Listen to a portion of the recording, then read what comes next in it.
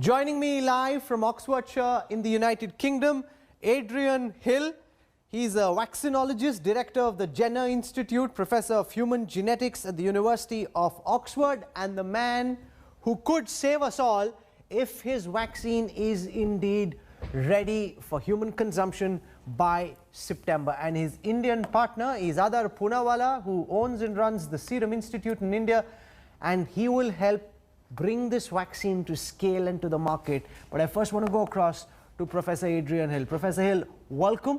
You know, this is actually the best piece of news we've put out on the Newstrack for weeks now.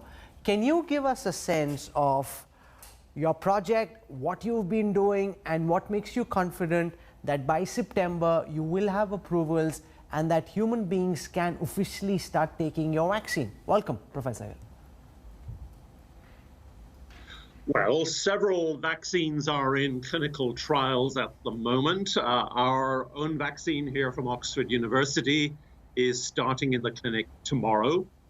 And many things need to be tested in clinical trials, whether the vaccine is safe, whether it produces an immune response that lasts for long enough, and most importantly, what degree of protection it can provide to people who are vaccinated. Now, we hope to find out what protection our vaccine will offer over the next several months, targeting maybe August or September to know that. And after that, of course, we have the challenge of providing enough vaccines so that this very important public health tool can be deployed very widely. There seems to be a high level of confidence in the team that's pushing this vaccine. You are parallelly producing 1 million doses to be ready by September, 100 million doses to be ready by the end of the year, while the human trials are still going on. If the human trials fail, all that effort goes away. So what gives you so much confidence that you're onto a winner, Professor? Well, there are several indicators that this could be a very useful vaccine. One is, of course, that it's simply a single dose. Many of the other vaccines that are being developed will need 2 doses or maybe even 3 that will take months to administer. So this is much more suitable for this sort of pandemic situation. Secondly, this type of vaccine technology has been used in thousands of people before where it's been safe. So we would anticipate that it will be safe again as a COVID vaccine.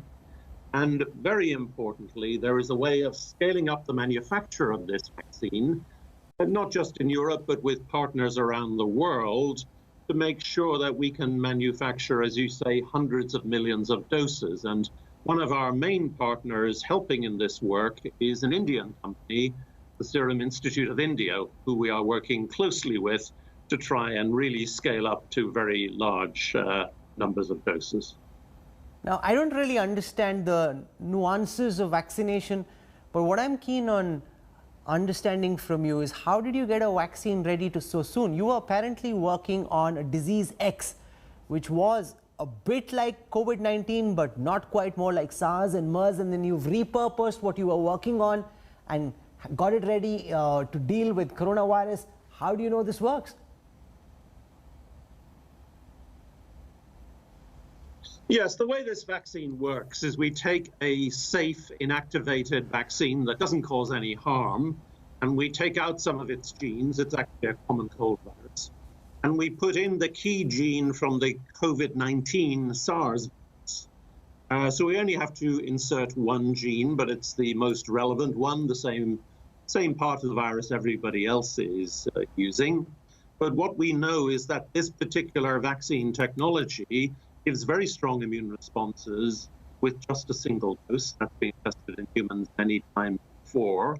And we now have animal data that look very encouraging indeed, showing that we get the right type of immunity, strong antibody responses, good T-cell responses that are associated with protection against many viral infections. So that's the reason for being confident that it might well work, but we really have to go and show that in the clinic. So while we've got our fingers crossed and we're hoping that this vaccine is indeed ready as early as September, I'm also concerned about the downside risks. What, according to you, could potentially go wrong which prevents your vaccine from being a success, Professor?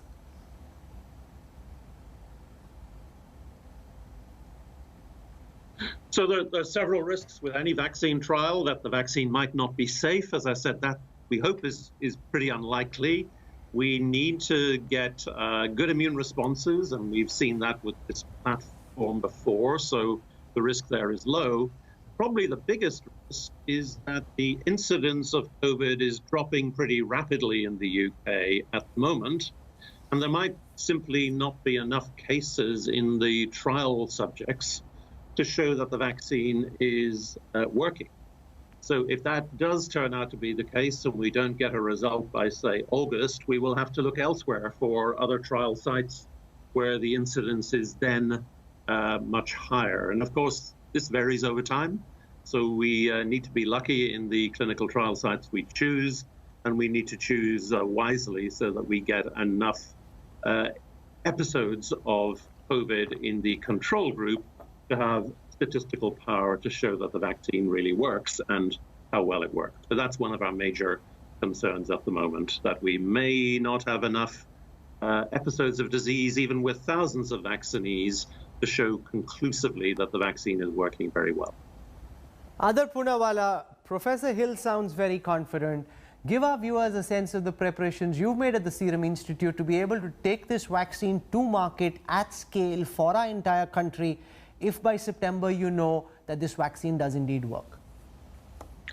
Well, Rahul, our team members, Dr. Shaligram at the Serum Institute has been working closely with Dr. Hill, and we've worked out that in about 2 weeks' time, we should be able to produce at the rate of 5 million doses a month, and then scale that up to 10 million doses a month after about 6 months. So I think if we start with regulatory approvals in place, which is moving very well, and I must thank the Indian regulatory authorities for helping us a lot in this, we're planning in about 2 to 3 weeks' time to start producing about 5 million doses a month. And I've put aside certain other commercially interesting vaccines which were being produced in that area in the situation that we're in, and we haven't even got any funding for this. We're funding this internally, and I took a decision just a few days ago to do that, and hopefully we'll get some more partners to help us along the way.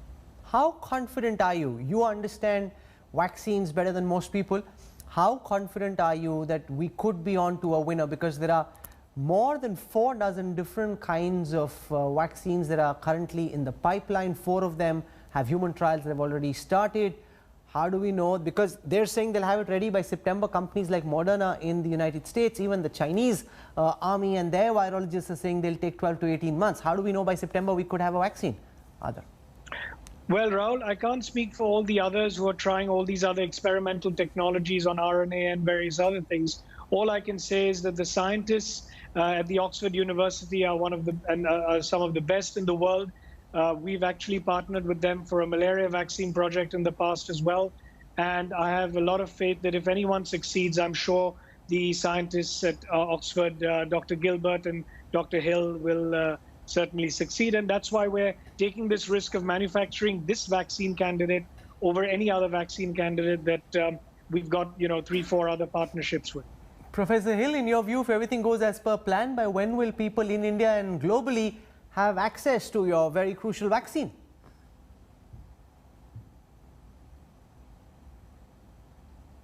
Professor Hill?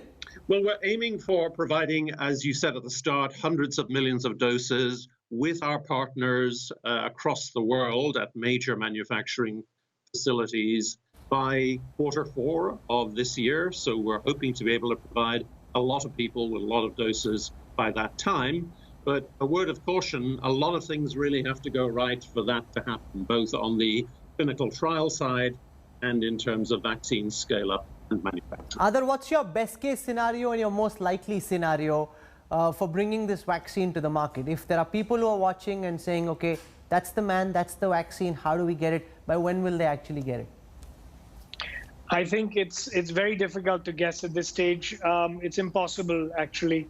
But best case scenario, by the end of this year, if the vaccine works, then yes, we'll have a few million doses prepared. Worst case scenario, it may go on till the end of next year. As Dr. Hill said, to demonstrate that a vaccine is truly efficacious, you need that many cases in your clinical trial that is a controlled double-blinded study to show up. And if cases are on the decline, then that's going to prove difficult, or the trial may even get extended. So I think that's what we need to really look at, and taking any guesses beyond that right now is not accurate. I'll leave it over there. Professor Adrian Hill, we can only wish you all the best. You know, we don't know. Adar, tell me, how much money is at stake? I mean, this vaccine, is it like this billion-dollar race amongst all the companies about who gets? There's a lot of prestige in stake, of course. But how much money would be at stake globally for whoever gets the first vaccine? Well, look, I can't speak on Big Pharma's behalf and the listed companies who will certainly try and patent it and charge a fair amount.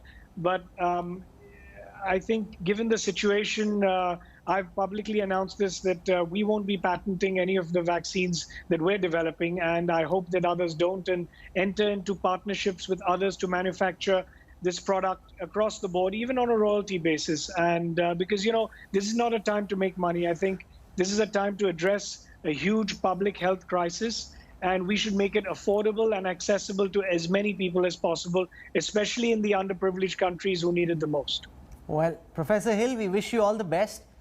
We'll track the human trials very, very closely, more closely than any vaccine trial has ever been tracked. And once you're set to go, then we'll track what Adar and his team at Serum Institute do to raise it to scale. He says it'll take a few weeks to take it up to about 10 million doses. That's the kind of speed and momentum we need to see. Thank you very much, Professor Hill. This was Adrian Hill's first interview to an Indian television channel. We're delighted he spoke to India today. Thanks, Adar. We hope to have you back as we keep tracking the race for the first human vaccine. Hello everyone, this is Rahul Kanwal here. Hope you enjoyed this video. For the latest news and analysis, like and subscribe the India Today YouTube channel, and don't forget to press the bell icon to stay updated.